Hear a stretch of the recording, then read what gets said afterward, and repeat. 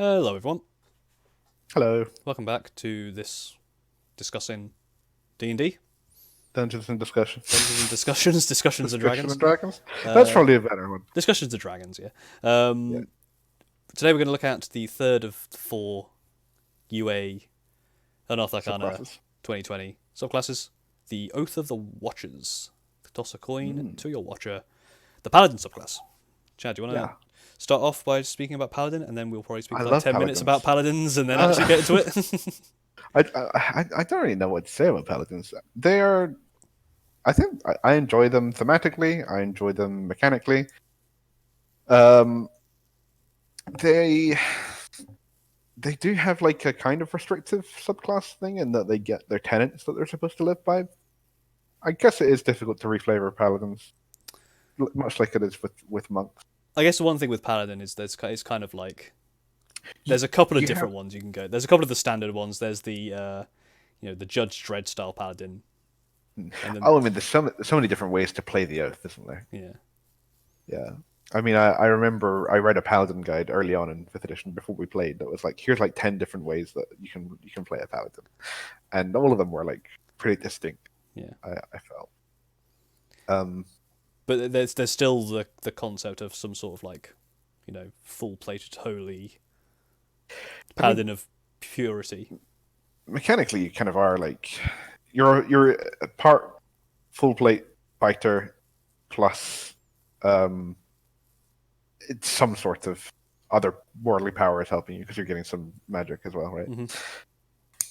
Um, so I guess to an extent, there's always gonna be that element there. I'm not sure how much you can reflavor that. Also, like you can't be ranged when you're doing it, so you are some sort of Yeah, melee fighter. You're probably going to be wearing plate. I guess you could be wearing like leather. Maybe you could be a dex paladin. yeah. Like we were Would that work? discussing in the previous episode, like with the warlocks not knowing their patron, you could play a Paladin that doesn't know its god. Yeah, yeah, for In sure. I fact, mean, you have as well. in fact, I have. Yeah, paladins. They're not. It isn't about their devotion to a god. It's about their devotion to a cause in fifth edition. Mm. It's about That differentiates it from cleric, which is yeah. devotion to A God. cleric is tied to their faith to a. Well, to be fair, I think you can now play a. At least I know in Pathfinder, you can play a cleric that's devoted to a concept or a domain. The paladins are usually not devoted to a concept as much as they're devoted to a, like I said, to a cause. Whereas a cleric can be a cleric of, travel, for Yeah. example. They care about travelers and any of the other gods who care about that sort of thing. But I guess they're it's like different because to there's worship there's like the God. Paladin of the Crown, right? Which is like you care about the kingdom.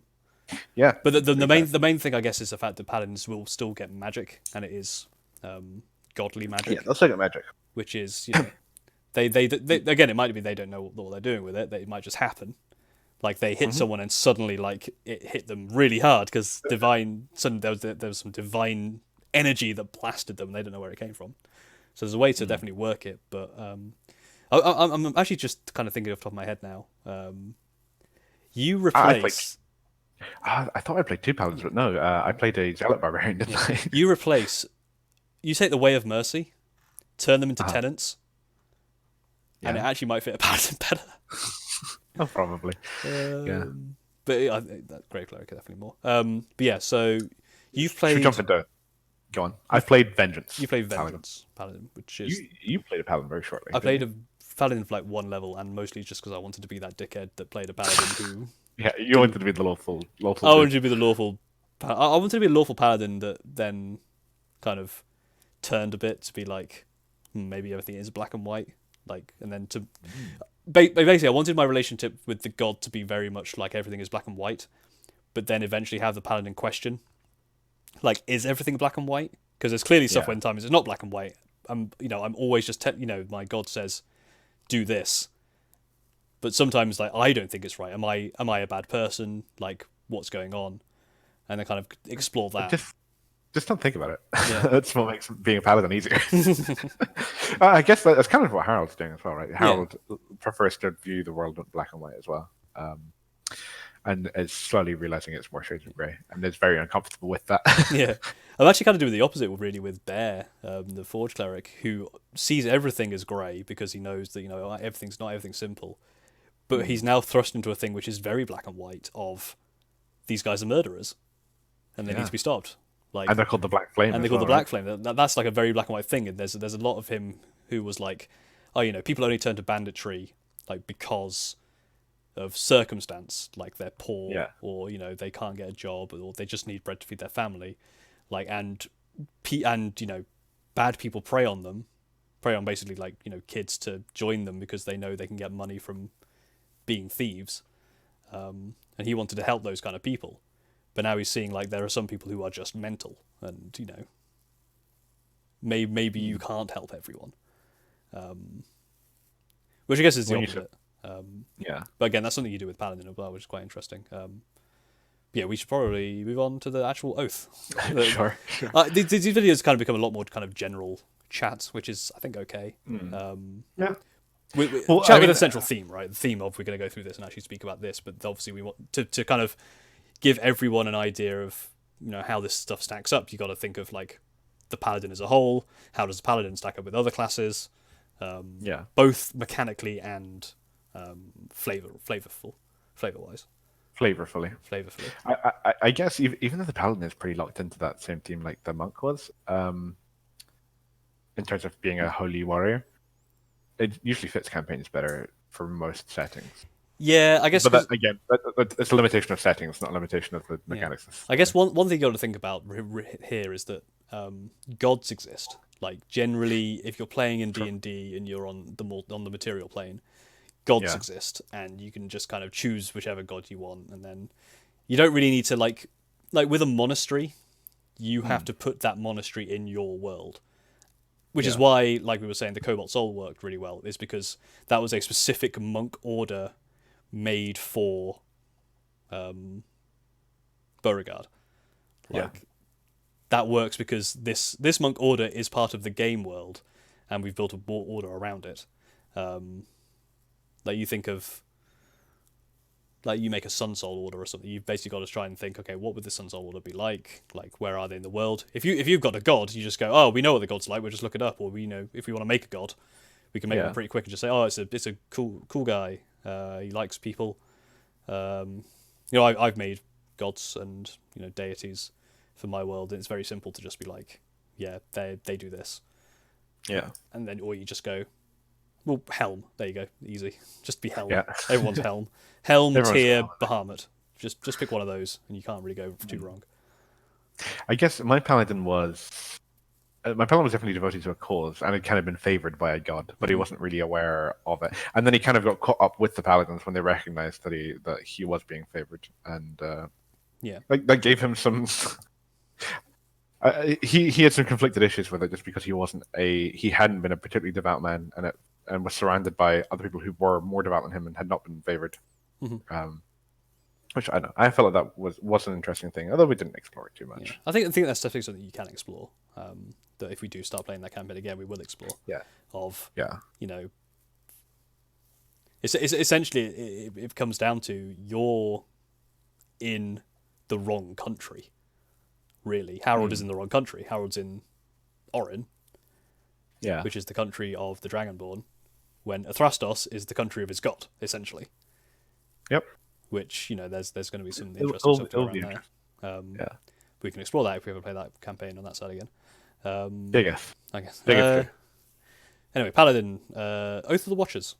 So we'll start going through this and see what we think, or what you think more, and I'll just kind of go. I think it's cool. I guess we'll talk about the tenets and stuff first, because that's just all flavor. So we'll go all the way through the tenets, and then we'll get to oath spells afterwards. But we'll go through from the top to the end of this page. Paladins who vow the oath of the Watchers seek to protect the mortal realm from predations of extraplanar creatures, many of which can lay waste to mortal soldiers. Thus, the Watchers hone their minds, spirits, and bodies to be the ultimate weapon against such threats.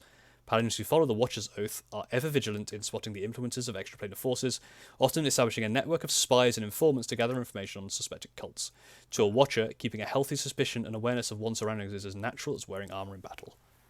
Tenets of the Watchers. A Paladin who assumes the oath of the Watchers swears to safeguard the mortal realm from otherworldly threats. Vigilance. Threats you face are cunning, powerful, and subversive. Be ever alert for their corruption. Loyalty. Never accept gifts or favours from fiends or those who truck with them. Stay true to your order, your comrades or comrades, and your duty. Discipline. You are the shield against the endless terrors that lie beyond the stars. Your blade must be forever sharp and your mind keen to survive what lies beyond. It's interesting. This is a really specific order, I guess, or oath, rather. Yeah, you can... There are definitely different ways to flavour this. Like, just think of whatever isn't the material plane. You could pick one or several or all. You could be one that specifically is against the hells, or specifically against the astral plane, or specifically against even like the Fae. Not against or the heavens, Shadowlands, though. right? None of the stuff works against celestials, unfortunately. But can you imagine? That would be an interesting thing. Like, it would be interesting. Technically, the god is an outer world. Yeah. Unfortunately, all of this stuff works on Faes, fiends, not celestials. What's the other one? Is there another one in there? Devils. Devils are fiends. What's the demons? Demons and fiends are different, right? Demons and devils are different. They're both fiends, though. Oh, right. I can remember which way. Yeah. Yeah, Fae. Elemental. And aberration. Yeah, because you could be a watcher who is protecting the world from just elementals. Yeah, for sure. You just make sure that the elemental plane of water, fire, earth, and air aren't gonna fuck your shit.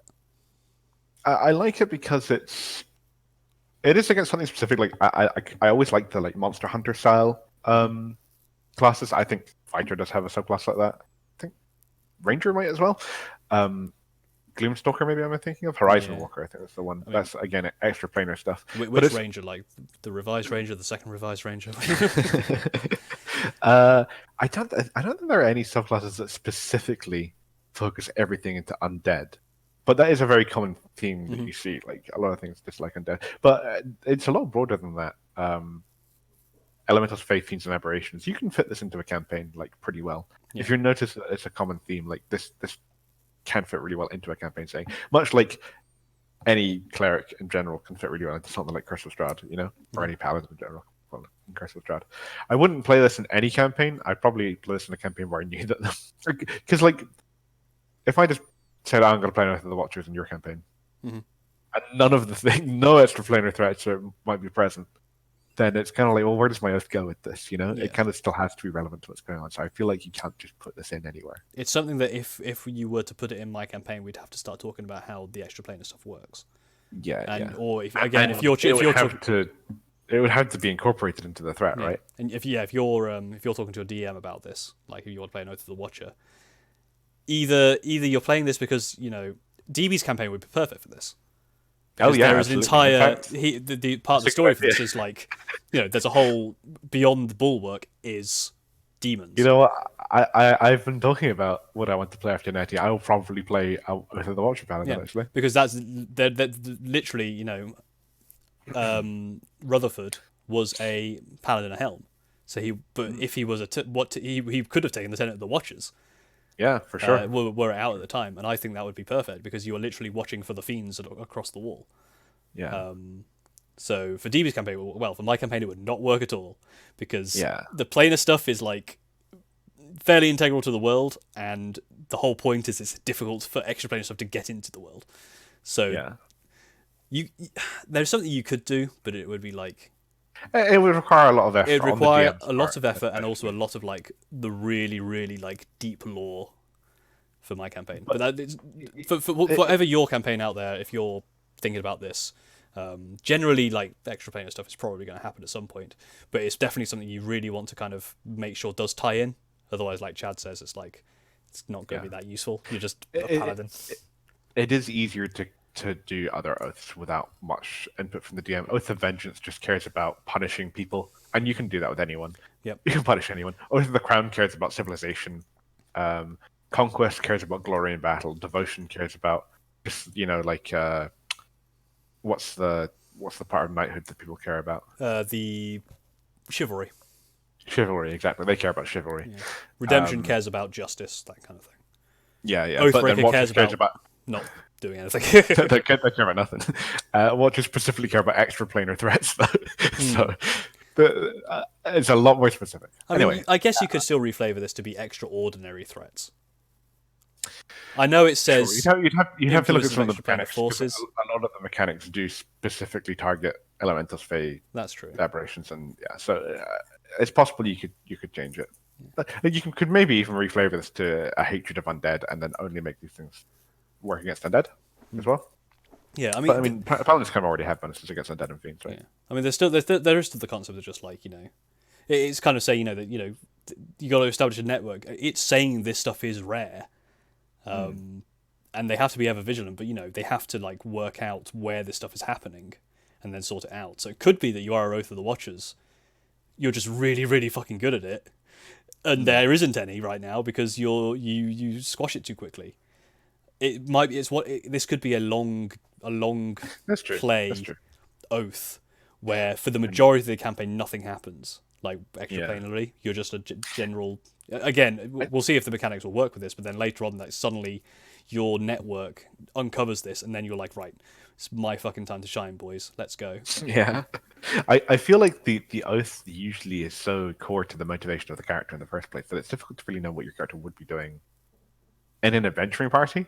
Yes, that is the So, main problem I have with Paladin is you are. Why would you stick around with an adventuring party? unless their goal aligns with Yeah, like unless your oath. their tenets align with yours. Which is why obviously the classic paladin with a rogue, like eventually, why would the paladin stick around with a rogue who's being an asshole? Like they probably wouldn't, right? Especially if especially if you are one of the ones that are like about Oath justice. of the Ancients would. Oath of the Ancients is one of my favorite. It's not what I played, but Oath of the Ancients is one I really like the theme of as well, which is just about protecting like love and friendship and stuff, And they care to lead by example more than they care to chastise people, Yeah. So that one I think works. I think you possibly like paladins work well when again, yeah, like you said, when they are with people who are similarly aligned to them. It makes sense. They go, okay, I'm a paladin of this, you guys are doing this, therefore I want to help you because that fills my tenets. Yeah. Or tenets. And I there's say also- tenants, it's not tenants, it's tenants. I keep saying tenants like it's a bloody Sure. rental property. Tenants. So I apologise for mispronouncing that. Vengeance also gets one of their tenets is fight the greater evil as well. So it's like ignore petty crime and just care about the like actual stuff that matters. So I mean, a vengeance paladin could care a little less about a rogue stealing stuff, If it's helping the greater good, right? Yeah, The for greater sure. good. For sure. But yeah, Do you want to go into the spells? yeah, Or... we'll move on from the flavor. Again, there's a lot to talk about with flavor with all of these Yeah. things. But let's move on to the spells. Oath spells. Every paladin gets oath spells. Let's see How what we good get. are these ones? Third, Counterspell is really good. yeah, alarm, and chromatic orb. Chromatic orb has a gold cost associated with it, right? Yeah, Would I mean, you're more likely to have it by third level. Yeah, would because you need it's to a get that, I guess? spell. Fifth spell, You- Augury, you need to Moonbeam. 9th, Counterspell, Non-Detection. 13th, Aura of Purity and Banishment. And 17th, Hold, Monster, and Hallow. What do you think? For the most part, like things like Chromatic Orb, I don't really know when you're going to use them because I think you normally just do more damage anyway, like attacking, right? Moonbeam is really good because it fits in with the it's like Shapeshifter, so Fiends, for example, it's really good against. Augury, I think, is a good spell in general. It is not available to Paladins by default, so that's good. Yeah, I do really, I love I Augury. really like Augury. It's one of my favorite spells as a cleric. Counterspell. Counterspell is just good. Non-detection, that's an interesting one. Banishment obviously makes sense. Some of these spells actually don't. Hold Monster makes sense as well. Some of these spells actually don't know what they do. Non-detection. Like what? Non-detection. I think that prevents something. Prevents you from being scryed. Yeah, that makes sense. Not prevents you from being scryed, but you can cast it on a creature or an object or place to hide any enchantments on it. So detect magic. I guess scrying. Detect magic will not detect a magical weapon if you put non-detection on it, for example. Yeah, Moonbeam is makes sense. Makes sense. Yeah, Hold Monster. Hold Monster. Yeah. Banishment. Hallow. Banishment is the perfect spell for that. Yeah. So, definitely a few good ones. A counterspell, especially when you look down the list as well, a bit later as well. I don't know how. I guess Fiends and Fae are probably spellcasters quite often. Yeah, But I mean, that's this also mechanically not only does it have all this nice flavor and stuff, it has a lot of like anti spellcaster stuff, which is pretty cool too. and I think that is again that could also be kind of something you go with is you are anti magic. Yeah, Then sure. use magic You could and probably anti work with that. non holy magic, I guess. Yeah. Channel Divinity. Yes. One second, I was just looking up something. Oh yeah, it's how many spell slots you get. By 9th As level, a paladin. yeah, you have 2 third level spell slots. Because I'm more thinking as well with Two Divine counter Strike, because a spells. lot of time I guess you're using your spell slots on Divine Strike, right? But I guess you'd use the first and second level. You want to smite. Smite, sorry, yeah. Yeah, I guess so. I tend not to do it much, but I know most paladins do. Most paladins save it for the big crits, Yeah. you know. That's the thing. It's like, but one I thing think people Paladins, care about DPS a lot. yeah, one thing Paladins do well is big burst. Yeah. But I guess again, like you're like Harold, your Paladin that- doesn't care about that. He doesn't cares care about about protection stuff. So I guess yeah, you would use more of this stuff. Like you would use counterspell more. Yeah, exactly. If you are playing a character who you intend to be like an anti-mage thing, you're going to save your spells slots for counterspell. Mm-hmm. You know, if that's the role you want to fulfill, and you don't just want to go around dealing big numbers, Yeah. then this stuff is useful. It fits that well. Mm-hmm. Channel Divinity, then, Yes, yeah. Channel Divinity. Yes, you gain the following Channel Divinity options. See the Sacred Oath class feature for how system Channel Divinity works. We won't do that. Watcher's Will. You can use your Channel Divinity to invest your presence with the warding power of your faith. As an action, you can choose a number of creatures you can see within 30 feet of you, up to a number equal to Charisma modifier, minimum of 1 creature. For 1 minute, all chosen creatures have advantage on Intelligence, Wisdom, and Charisma saving throws. That's really good. Again, it's super anti-spellcaster. For 1 minute, everyone has advantage. It's actually not very good with gnomes because they have advantage on all of those against magic Yeah. already. But it also works against non-magic things like supernatural abilities, you know? Yeah. Like a fiend might have, for example. You know, like those fiends that we fought near the start of DB's campaign, the big toothy boys and stuff. Those ones had like a wisdom save that we had to make to not be frightened of them or something, right? Yeah. Yeah, so like you would give everyone advantage on their saves against those. Yeah. I think it's pretty good. Obviously, you have to just compare this to what everyone else is getting for their channel divinities, but I guess we should look at the second one before we compare, because we're comparing both of them, really. Abjure the Extraplanar. You can use your channel divinity to castigate unworldly beings. As an action, you present your holy symbol, and each elemental, fey, fiend, or aberration within 30 feet of you, that can hear you must make a wisdom save. If they want a failed save, the creature is turned for 1 minute or until it takes damage. Turn creature may spend its turns trying to move as far away from you as it can, or must spend its turns trying to move as far away as it can, and it can't willingly move to a space within 30 feet of you. For its action, it can only use the dash action, or try to escape from an effect that prevents it from moving. If there's nowhere to move, the creature you can use the dodge action. Yeah. This is turn undead. This is turn undead for everything. Well, more specifically, paladins don't actually get turn undead. They get turn the unholy. I don't know. I think there's a slight difference. Turn the unholy works on fiends and undead, whereas turn undead only works on undead. Another subclass gets turn the faithless, which works on fey and fiends. And this one works on elemental fey, fiends, and aberrations.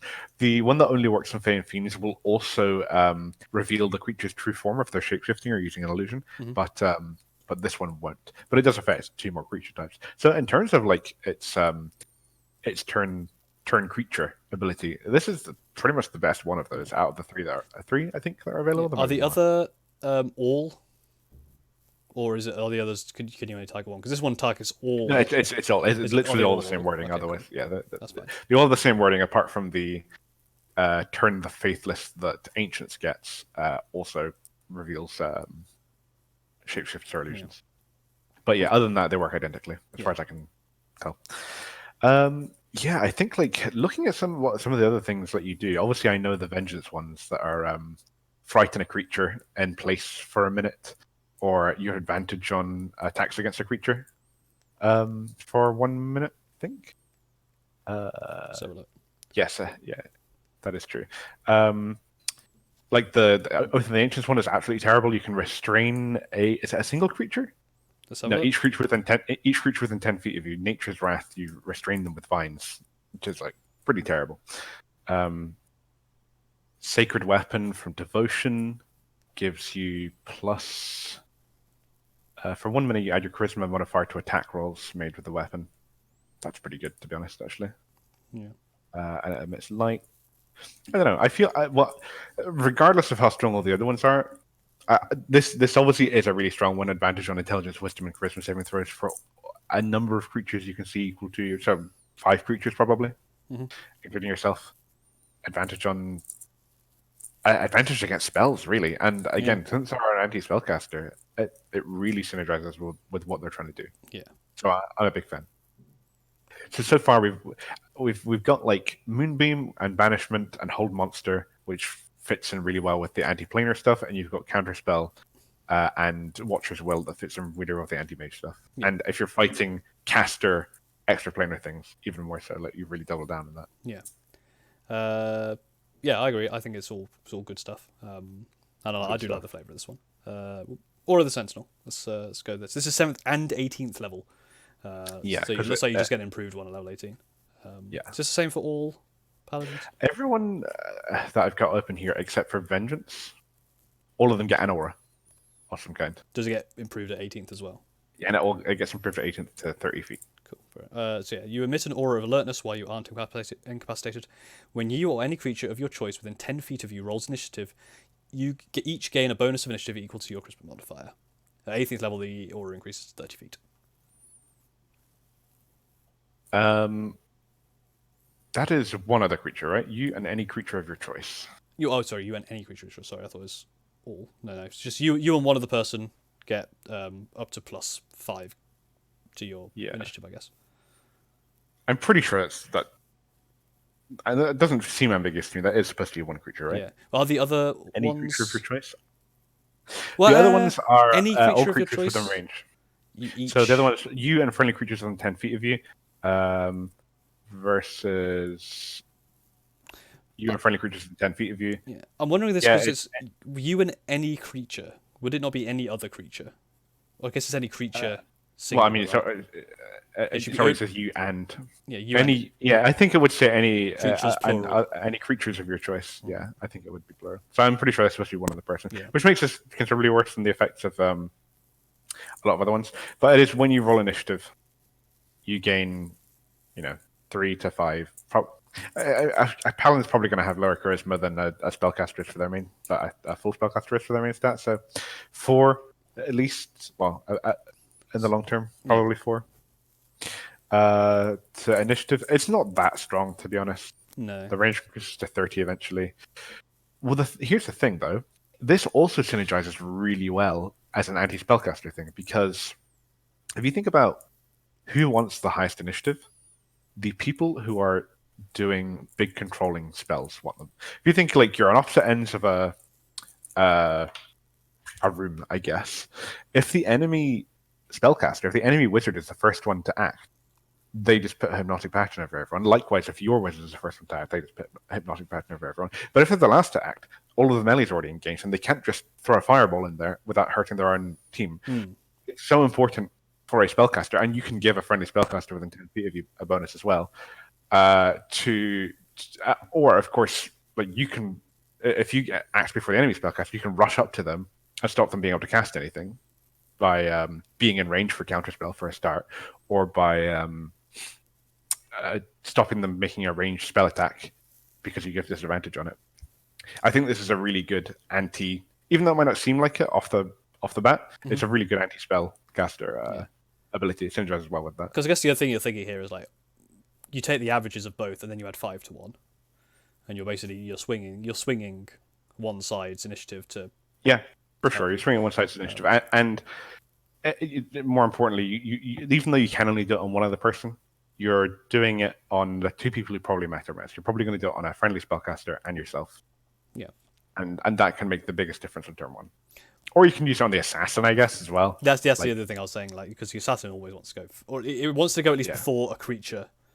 And a ranger, I think, gets advantage on attack rolls against a creature who hasn't acted yet.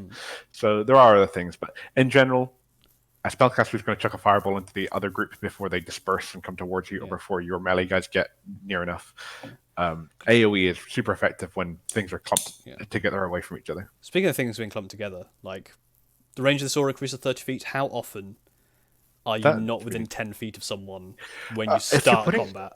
If you're putting on the wizard, that's a lot more likely, I would Yeah. say.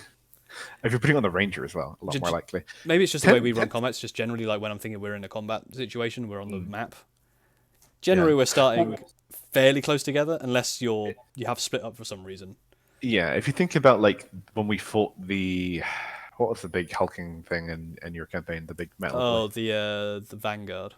the Vanguard, yeah. Like if you think about that, you got your melee on the ground, you'd probably have your ranger and your wizard up and Yeah. some fortification nearby. If you've got time to prepare for it and you're approaching things tactically, you'd probably be making use of the environment a little better. Yeah. I just feel like if you're getting caught out in combat, or if you're entering combat, so you don't know Yeah. are coming. You're either going to be close together, or you're going to be really far apart. It's definitely. It's a lot less useful than all of the other auras are when they increase. Yeah. And also, it's just a one-time bonus. Well, Yeah. I mean, it's a one-time bonus that sticks around for the whole combat, to be fair, but it is a one-time bonus. Other creatures, other paladins get like creatures within 10 feet of you can't be charmed. I mean, what's the default ones that they get? Like, can't be frightened as well. Maybe the best one in the game, Ancients. You and friendly creatures within 10 feet if you have resistance to damage from spells. So, I mean, that's obviously a lot better for an anti-spellcaster thing. But I mean, like, if they had that, it would be way, way too good. The thing is that's damage. Like Spells do a lot more than just damage at this point. Yeah, it's true. They do a lot more than damage, and you're really good at that because of your watch as well. And fiends and fae, they're a lot more about illusion stuff. They're not about dealing damage so much, right? Yeah. A fiend is gonna try and charm someone. I mean, that's what we had with the succubuses, right? Yeah. The succubi. They're going to try and charm, and a fae is going to try and trick you. Like, generally. What's the conquest? I think you emanate a menacing aura that frightens other creatures. Yeah. Oh no! If a creature is frightened of you, its speed is 0 whilst it's within your aura. That's basically a lockdown. I think it's good. I don't think it's as crazy as some of the other ones are, especially like the Oath of the Ancients one. But I think it's. I mean, it's better to have it than not. It comes into effect every single time you go into combat. So it's also good that you don't have to stick next to them. Like with the other ones, you have to stick next to. Oh yeah, for sure. Paladin. This one, the Paladin can kind of do what it wants. It's a fire and forget thing. Yeah. It's always providing you with a bonus, even if it's just on yourself. Yeah. Or even if it's not the person you really want it on, you're probably going to be within 10 feet of someone, like when you start a combat. Unless you've gone really far ahead, but you're not the person to take. If you're taking the lead, you're taking the lead with everyone behind you. You're not the scout. I think you want to be the first person to act in combat as well, in general, as a paladin, I think. Or as this paladin. As an anti-mage, you want to be one of the first people to act. Especially if the thing you do at the start is hold monster or moonbeam. You know? Yeah, for sure. I mean, I might take alert on a paladin that I make like this just to really make sure I'm like the first person to act in combat all the time. Yeah, I think that's a really flavorful. It works well with what it's trying to do. Yeah. That's why I like this subclass. One of the things right at the start says you stay alert. Alert feat done sure. easy. Next Vigilant Rebuke. You've learnt how to magically chastise anyone who dares cast unwanted spells at you and your wards. Whenever you or a creature you can see within 30 feet who succeeds on a saving throw against a spell, you can use your reaction to deal 2d8 plus your charisma modifier force damage to the spellcaster. And you're already making people more likely to succeed on these things in the first place with your watch as well. And it's whenever. There's no limit on this. Yeah, whenever you or a creature you can see succeeds on a saving throw, you can use your reaction to deal damage to the spellcaster. And that's a lot of damage, to be honest. I guess it costs you a reaction, right? That's the only thing. Yeah, which you might want to be saving for counterspell. And of course, because you're melee, your reaction does matter. I think a lot of people are always looking for ways to use their reaction. Like a rogue definitely is, because they want to get their sneak attack outside of their turn. But when you're playing a tanky character, you don't necessarily want to have ways to consume your reaction every turn, because you want to keep up that threat of this guy can't just walk past me and go and punch the wizard in the face. Yeah. You know? One thing this actually is interesting. I don't know if this is worded correctly, or maybe I'm just reading it wrong. There's no range on this. There's a range on the person you can see taking the save. Yeah, the actual caster could be anywhere. Yeah, I think a lot of features work like that, where you only need to be in range of one of them, either the thing that you're hurting or the thing that you're saving. Only a few things stipulate them to both be within your range, but yeah, that's fine. They can be like miles away. Yeah, which I guess Could be on helps. another. They could be on another plane of existence. This is I guess where this becomes more interesting. If you're basically dealing with something where you're not going to get an attack opportunity on it because it's flying or something, or it's too far away to counterspell. At least you've got something you can do to actually, do a decent chunk of change. Not a huge amount of damage, but I like the idea that you're kind of sitting around in a room, and like an invisible demon is trying to like if charm one of your allies or something like that. It depends how aware of it you'd be. I mean, you've got divine sense and stuff, so you might be more aware that there is a fiend in the room that's invisible. But if you're paying attention, and I think the DM might argue that you being vigilant and looking out for it might notice one of your friends throw this off, that you can immediately damage this invisible creature or something. Yeah. I like it. It seems cool. In terms of what other paladins get at this level, I don't think most of them get crazy good stuff. The Vengeance Paladin, the one that I've played, when your Vow of Enmity makes an attack, you can use your reaction immediately to attack it. What's this one? The Crown gets advantage on saving throws to avoid becoming paralyzed and stunned. Ancients, which was the one that got the super OP magic resistance one. This gets, when you reduces your hit points, you're dropped to 1 instead per short rest. So basically like the half-orc racial. Yeah. And also you suffer none of the drawbacks of old age and you can't mage magically. I guess one thing with this is quite good. If the spellcaster has a concentration spell up and casts a spell, you can force them to make a exactly. I didn't even think of that. It's so good. Like, I mean, it's less likely they're concentrating on something if they just tried to. But they concentrate on something, so they got what I don't know. Hold person's concentration, isn't it? Yeah, sure. Yeah. And then they hold one person. They try to cast fireball, a dex save, or a dex save, and they save, so they take damage. You immediately just go take damage. They have to make a concentration. It's saving throw against a spell, so it could even be a fireball. It doesn't need to be a target. Yeah, exactly. It could be fireball. It's so good. You could force them to an anti-mage thing. Yeah, and it's weird, right? This one's kind of gone. Like the flavors there, obviously, we're saying fiends and fae are going to be using lots of magic. Elementals probably have some magic in there as well. Yeah. But this is so it's an anti-magic paladin. Yeah, and I think an anti-mage is a really cool flavor that you can definitely you can always say that it's not extra planar, but it's extraordinary. Again, like wizards who are not working within the realms of law will count as a cult for you, and then you just have to destroy them. I don't know. There's a lot of interesting you can definitely reflavor the tenets, I think, quite easily to be anti-mage, and even mages, they summon things as well. They summon like elementals. Elementals, faith fiend, and aberration are so common in general, but it's still useful even if that isn't the main threat of the campaign. Yeah. It's going to come up. And Watcher's Will is so good anyway that you're happy to use that most of the time. Mm-hmm. Yeah, I think really like any. I guess that's part of the cult thing, right? Cults are trying to summon stuff. You would never play this character with a warlock in the party, unless the warlock was a celestial warlock, right? Yeah. Because you're basically saying like, okay, you're a warlock of the Great Old One, therefore you are you're legitimately against my my tenets. Yeah. So yeah, this is not a character that you would play with a warlock in the party. Probably, yeah. Unfortunately, it's kind of weird. Like obviously, warlocks fit into.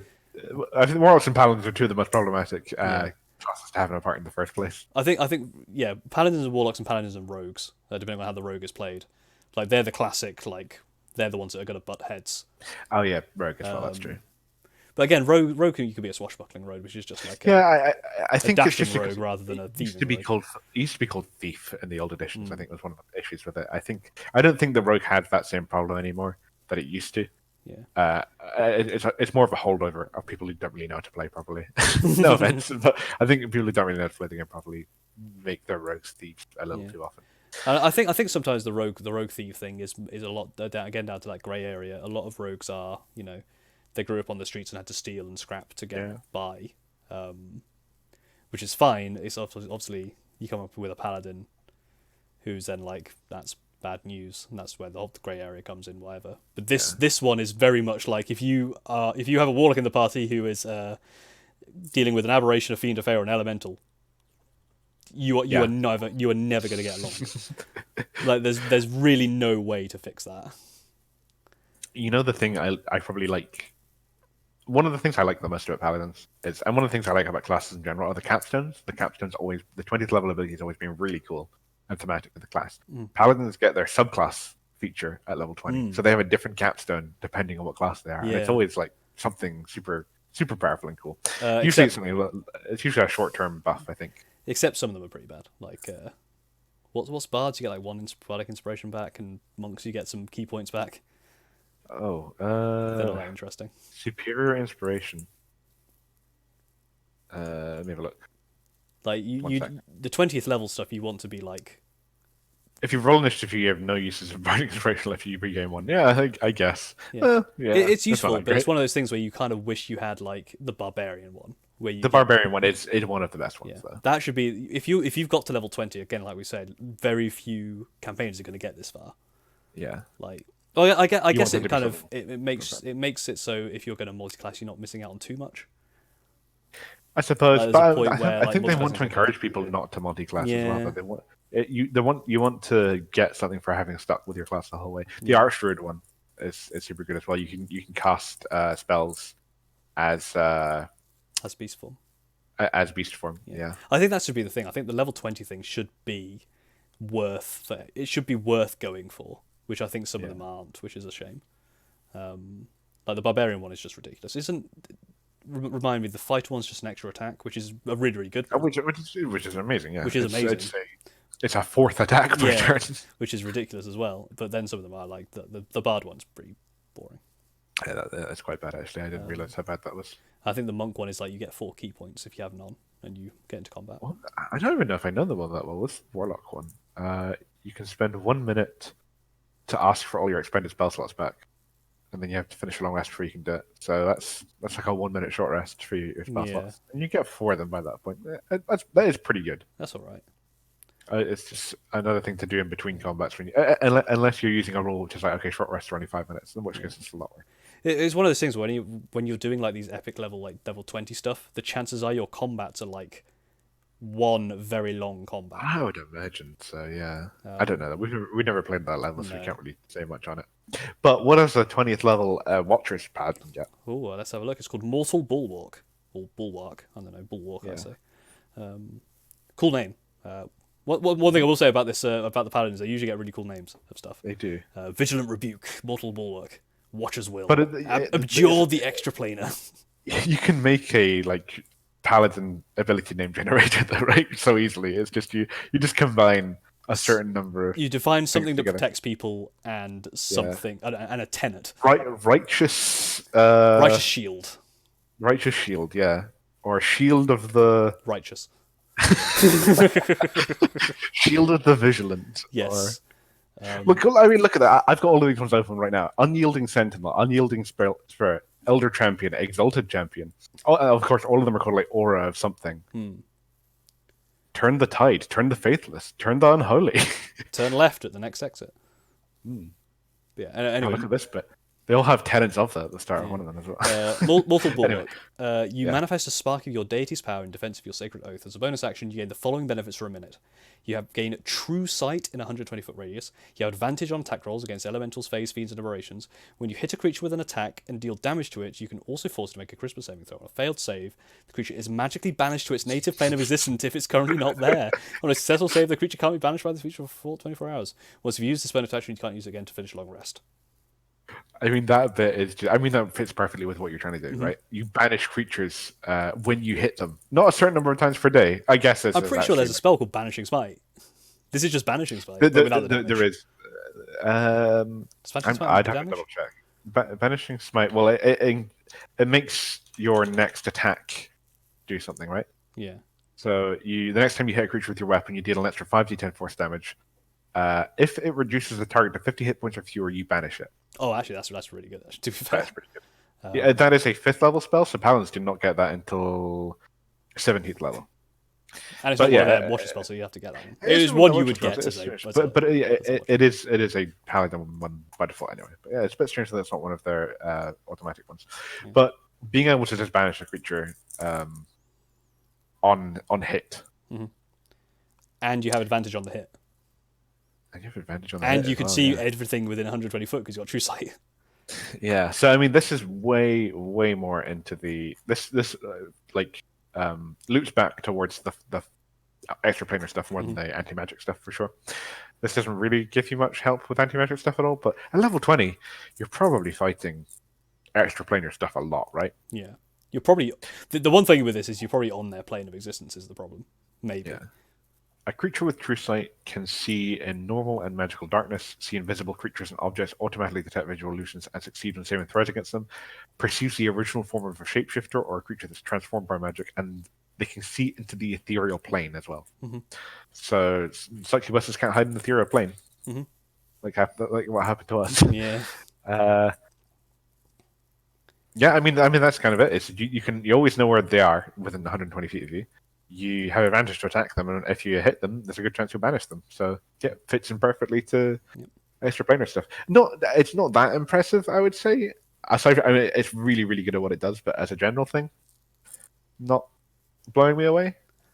It's It's very good at what it really good for does. that niche. Yeah, Yeah. I think that's and what we could say if about. you're playing this in a campaign where that matters, then that's good. Yeah, I think this whole subclass does its thing very well. That's what I'm looking for in a subclass a lot of the time Mm. is being able to do its thing really well, Yeah, this everything here helps do its thing very well.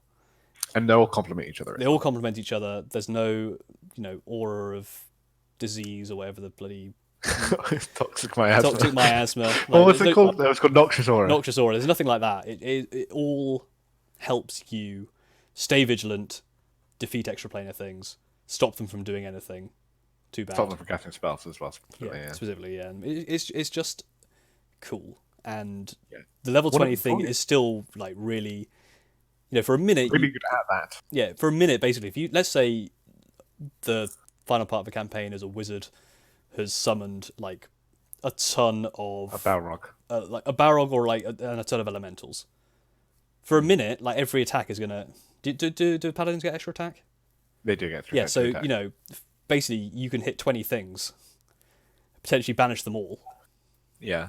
Um, And a charisma saving throw. I think something like a fiend probably has a good charisma saving yeah, throw. but an elemental probably doesn't. So do Fays and fiends Fae, will I would have imagine, as high charisma. I don't know about aberrations. Aberrations is always the one I don't really understand. That's like I don't really understand aberrations either. I know a lot of them are like the kind of like gibbering mouthers are aberrations, Let's have a look. but I don't think they'd have high charisma. I don't really know. I'm looking through the mind flayers are aberrations. Oh, mind flayers, they would have high charisma. Are Slads. yeah, I just don't know what any of these things are. Grells, Flumps, flumps. Elderbrain, Death Kiss, Cloaker. They're all weird things, but I don't really know what separates them between. I think most classes. aberrations I guess are it's because are they supposed to be extra planar? I think aberrations are Cthulhuid basically. Okay, that's Like fair. Cthulhuid, Yeah. like eldritch then, horrors, I was gonna say. basically are Yeah. aberrations. Yeah, it Fiends makes sense to me. are hell. Fae is the Feywild, and like Yeah, trickstery, like pixies and stuff. Elementals is Trickstery obvious. Pixies. Um, One of my favorite subclasses, I'd say, actually. Just I- looking at this, I mean, I don't know. I haven't obviously gone into every subclass in the game as in depth as we've been doing these ones, Mhm. but like just looking at this one, it's a super strong one. It does what it does really well, Mhm. and the theme is there, and it's mechanically strong. Yeah, I'd play it. 10 out of 10. Tenet out of Tenet. 10 out of 10. Yeah, I would agree. Having counterspell just because I think counterspell is the best spell in the game. So weirdly, the spell that stops everyone else casting something is the best spell in the game. It doesn't scale quite as well. Like you get it at 9th level, and it's a 3rd level spell, Yeah. and like a full spellcaster is going to have much higher spell levels by that point, and a counter spell can only counter a spell that's of the same or lower level, right? Yeah, it forces a save otherwise. Oh, it forces a save. It, Okay, fair it enough. automatically fails if you cast it at the same level as the spell that is being cast. Otherwise, they have to save, and it's the save Yeah. is save is easy. No, you have to roll, and your roll is harder whether you counterspell it or not, depending on the spell's level. Sure. So, like a 9th level based on spell your charisma is like a as well. DC 19 to cancel it, that kind of thing, based on your charisma. Yeah. Um, I think this is probably one where I would put more. I prioritize charisma higher than I would strength, Mhm. because these spells are really important for doing what you want to do. Yeah. and your spell save DC you want as high as possible. I think this is this is definitely one to play. Again, it's one of the ones where you probably want to work with your DM to make sure that it's actually going to be useful. I mean, at the end of the day, like, these spells are useful spells regardless of whether you see that kind of stuff or not. Like, having saves against intelligence, wisdom, and charisma at level 3 is good regardless, really, of if you ever see a elemental fiend, fey, or aberration. Mm-hmm. Obviously, you would prefer it if you did, and you probably will. If you see a spellcaster in a fight, you just pop that on, right? Mm-hmm. You can only do this once a day anyway, so I think it counts once a day.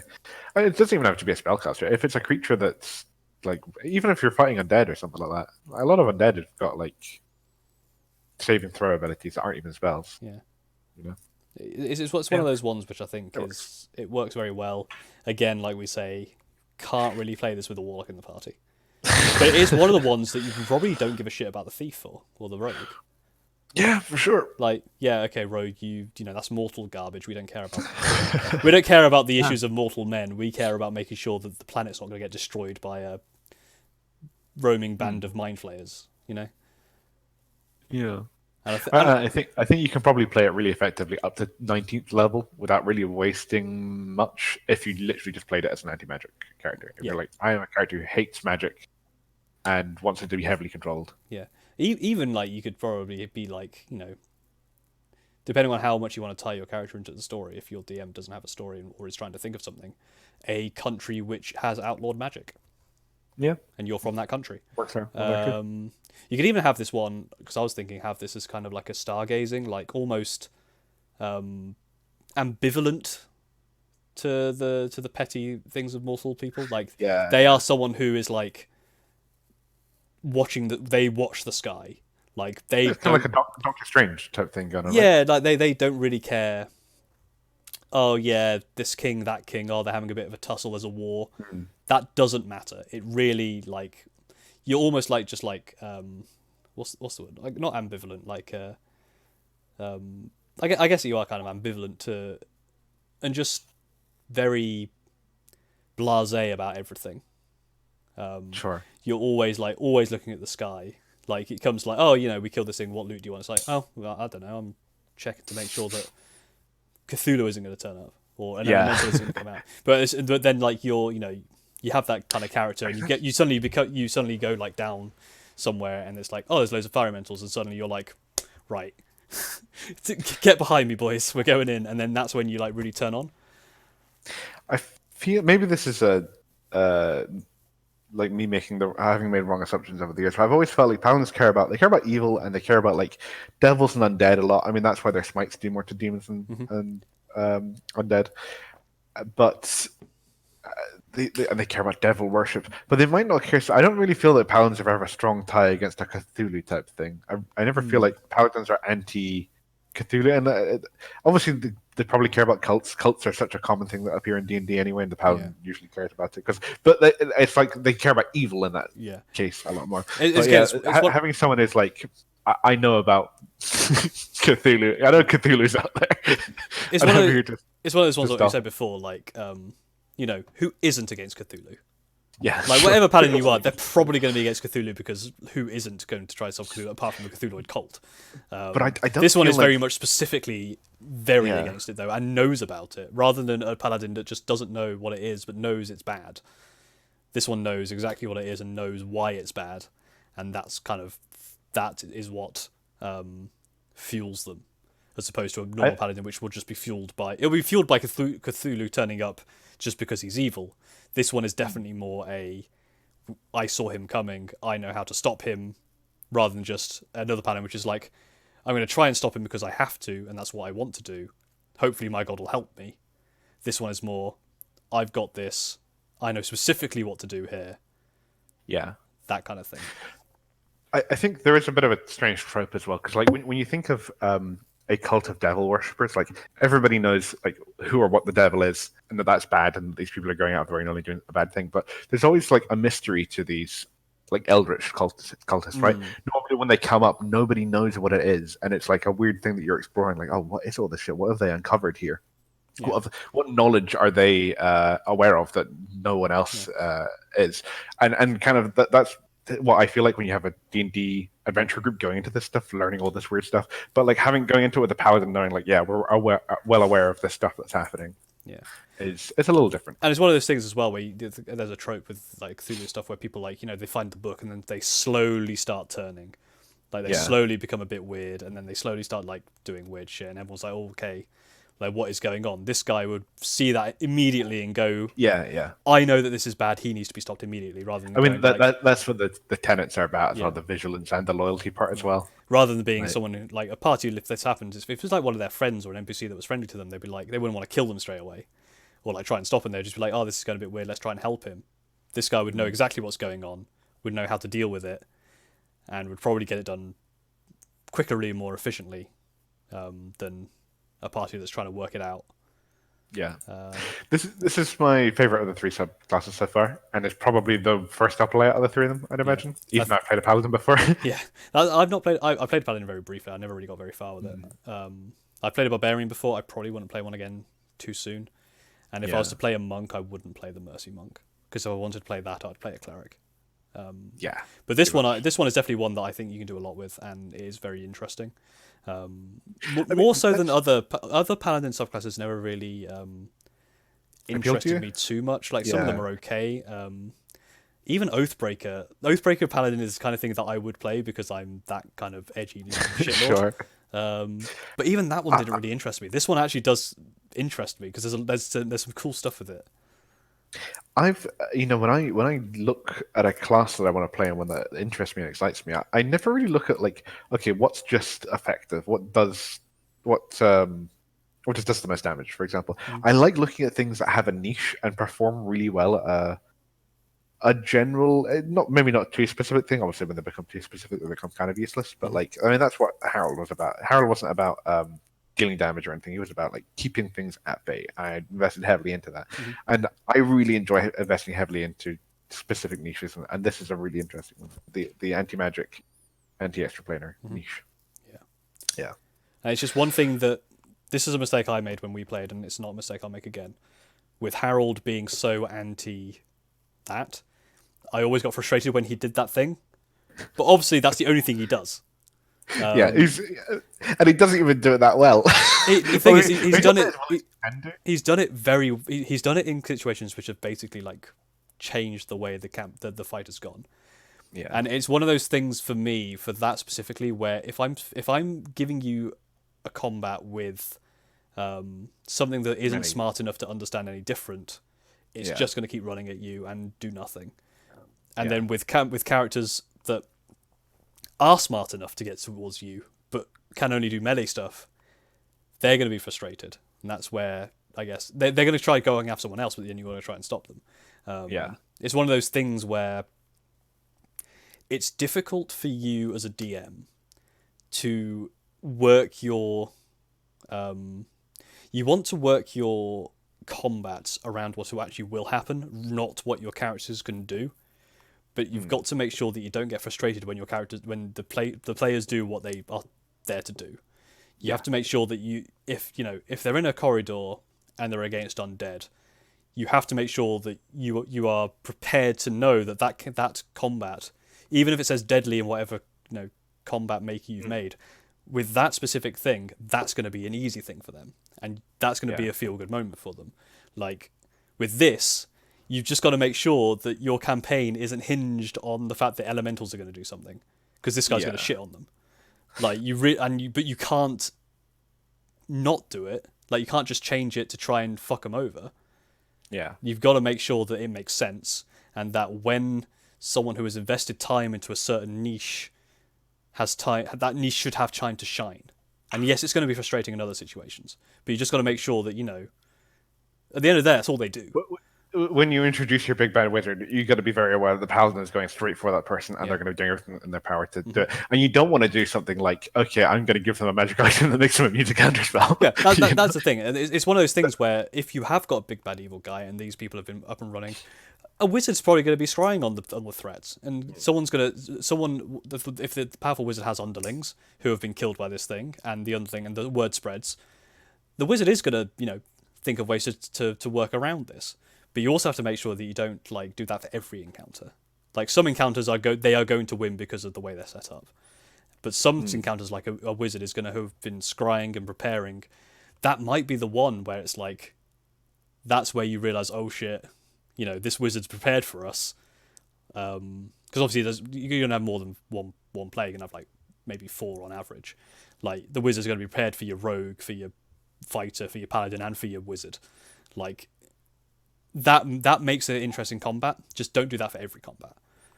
Yeah, that's what I'm trying to say. Like not everyone is going to be prepared for your party, and you have to just accept that.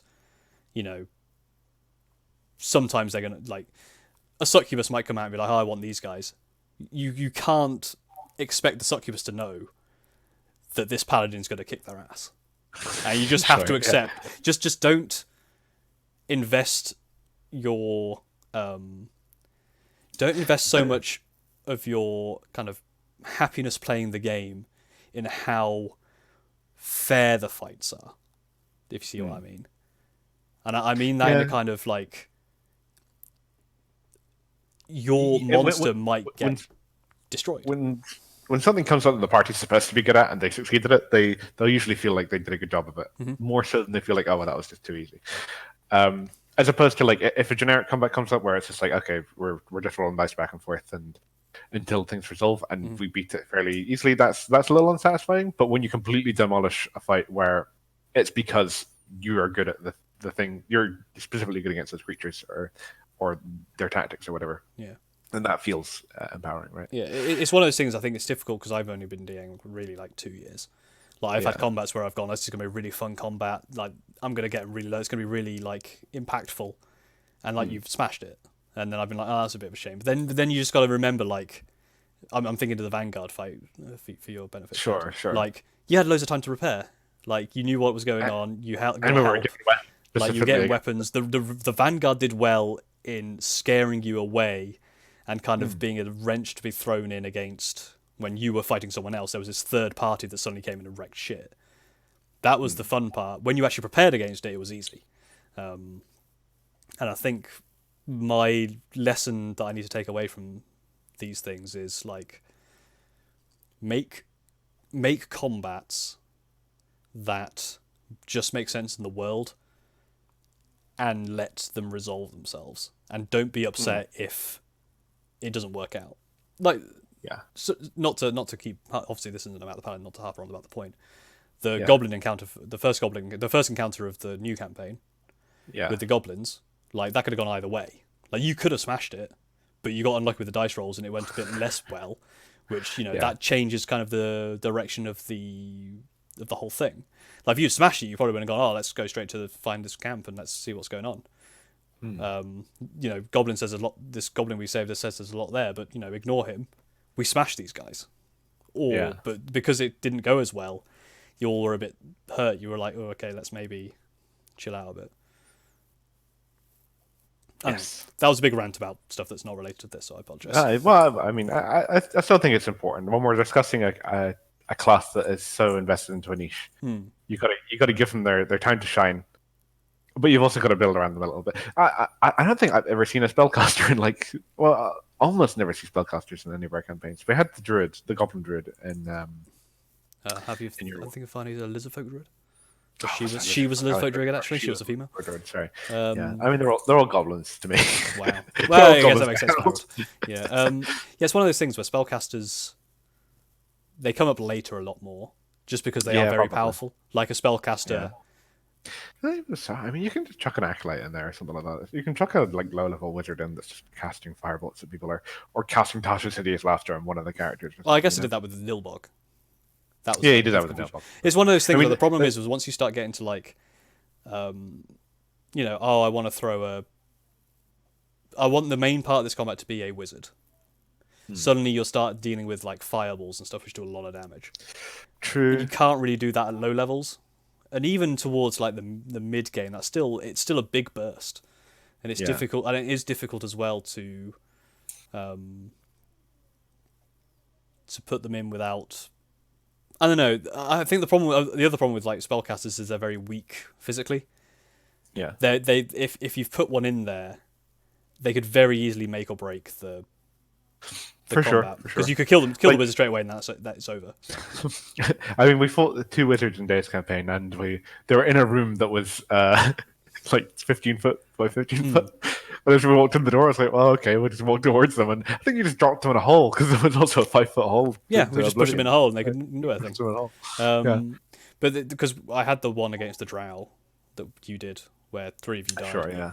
They had spellcasters in there, but that one was a very much a we were not supposed to be in that fight to begin with. That was our decision to kill ourselves. Well, even so, I didn't do very well in that combat. It could have gone a lot worse. Sure, but it could have gone worse. I don't think that's one of the standout ones of being a poor one, particularly the drow one. I think we all had fun in that fight, even if our characters did die. Yeah. I think that's that may be another video of like dissecting combats we've done and why they work and why they don't. Sure. Because I think it's something that as a DM I would love to be able to get some knowledge on. Is how do you make a combat that's satisfying for everyone? DM, players, story. You know, it's difficult, and there's probably a lot of reading out there, and there's probably a lot of lessons we've learnt playing for the small amount of time we've done. Sure. There's probably people out there. The last one I made was absolute garbage. The tree one with the roots that were supposed to be. I liked that one. That was kind of fun. Yeah, but it was probably again. It devolved pretty quickly. I guess it's one of those things. It's like, again, what you think the combat should be versus what actually happens. Like there's a lot of stuff. Obviously, we came in that combat going, "Oh, this is quite fun in combat. You got to kill the roots and whatever." You probably had an idea in your head of what it should have gone like, and it didn't go how I planned. Therefore, it was bad. Maybe, I suppose. I think the issue was me not communicating what the roots were doing well enough. I think that's a problem I have had as a DM a lot, is that I like the idea of things being subtle, and I like the idea of characters finding things out, but then I realized, like, I fucking barely pay any attention when I'm playing D&D in the first place to the subtleties. I don't pay any attention to the subtleties. And being subtle, being obvious, it's difficult for people to pick up things, let alone being subtle. So that's one of my problems I've noticed as a DM, is I need to make things way more obvious. Yeah. All right. Well, I think that should end this video. Yeah, that should end it. We talked about a lot of unrelated stuff. Again, I think these videos are kind of more of a podcast. Sure. General discussion. It has a theme around it that we do go through. And again, I think you're right that I should be adding timestamps. Even if it's just timestamp of this is when we start talking about the stuff, this is when we end the stuff. Everything else is guff. Maybe be a bit more like, this is where we talk about Oath spells, this is where we talk about Divinity, I don't know. Yeah, thanks for watching. We've got one more of these, of these type, where we're going to go through the Warlock, the Noble Genie. And then after that, I think I'd like to continue doing more of this series, even if it's not just doing UA, just talking about stuff. Like, we've already had some topics on these ones. I think we kind of go into stuff anyway when we're talking about the Unearthed Arcana. So I think having a base thing to talk about is good, especially there's so much Unearthed Arcana to go through as well and stuff. We could just talk about subclasses and things, and then we talk about completely unrelated things on top of that. I mean, obviously, Unearthed Arcanas come out fairly frequently, I guess, so there's still probably more to come out in the future. That's true also. Yeah. Anyway, so thank you everyone for watching. If you enjoyed, please subscribe or do whatever YouTube expects you to do. Hit the bell. Not the bell on the website, just any bell. Daniel Bell. Daniel Bell, specifically. For being our DM. Yeah, thanks for watching. Again, leave comments if you want to discuss anything, and I think that's it from us. Thank you for watching. TY.